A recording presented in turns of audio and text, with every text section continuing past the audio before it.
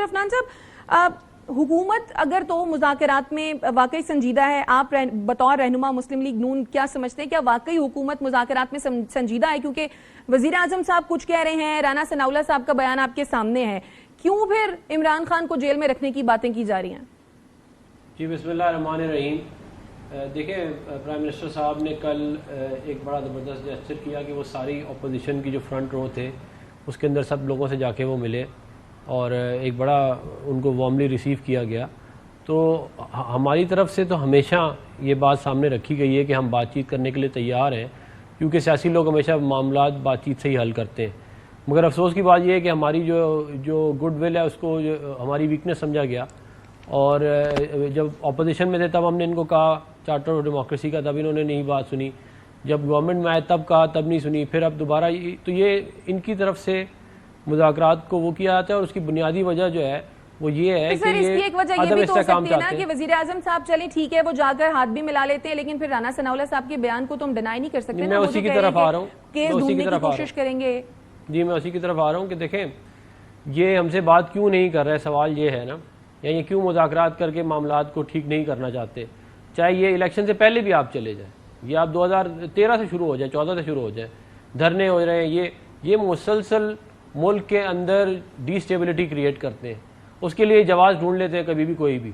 जब इलेक्शन नहीं था तो कोई और जवाब था, जब उससे पहले कोई और जवाब था। इनके पास हमेशा जवाब होता है मुल्क को डिस्टेबलाइज करने के लिए। तो ये अपने एजेंडे के ऊपर काम कर रहे हैं। अब आप मुझे बता देंगे इनसे कैसे बात की जाए। ये हुकूमत में थे, मुल्क में डिस्टेबिलिटी थी, या अपोजिशन में थे, मुल्क में डिस्टेबिलिटी थी। ये हालांकि खुद इन्होंने अपनी तरफ से ये समझते हैं कि सियासत में आए थे मुल्क को ठीक करने के लिए, लेकिन अफनान साहब बात करने के लिए कहीं ना कहीं, क्योंकि हुकूमत में है जमात, उसको तो उसको ज्यादा लीनियंसी दिखाने की जरूरत है। मगर हम कौमी असेंबली में देखते हैं या फिर हम प्रेस कॉन्फ्रेंसेज में देखते हैं जिस तरह की जबान इस्तेमाल की जा रही होती है, तो फिर अपोजिशन और हुकूमत की लहजों में तो कोई फर्क नजर नहीं आ रहा बज़ाहिर। नहीं देखिए, मैंने आपको बताया ना कि कल प्राइम मिनिस्टर साहब गए हैं, अपोजिशन की फ्रंट रो में जितने इनके रहनुमा थे उनसे मिले हैं वो, तो हमारी तरफ से तो नहीं है। हालांकि आपको याद होगा कि इमरान खान साहब किसी से हाथ भी नहीं मिलाते थे। तो ये हमारा जेस्चर आप देख लें और उनका जेस्चर आप ये देख लें, तो वो मामला बिल्कुल क्या कहते हैं आपके सामने आ जाएंगे। देखिए ताली जो है वो दो हाथ से तो अगर नून लीग मुज़ाकरात करने में संजीदा है तो फिर कोई कमेटी बना दे, कुछ इस तरह का कोई पैगाम उन तक पहुंचा दे।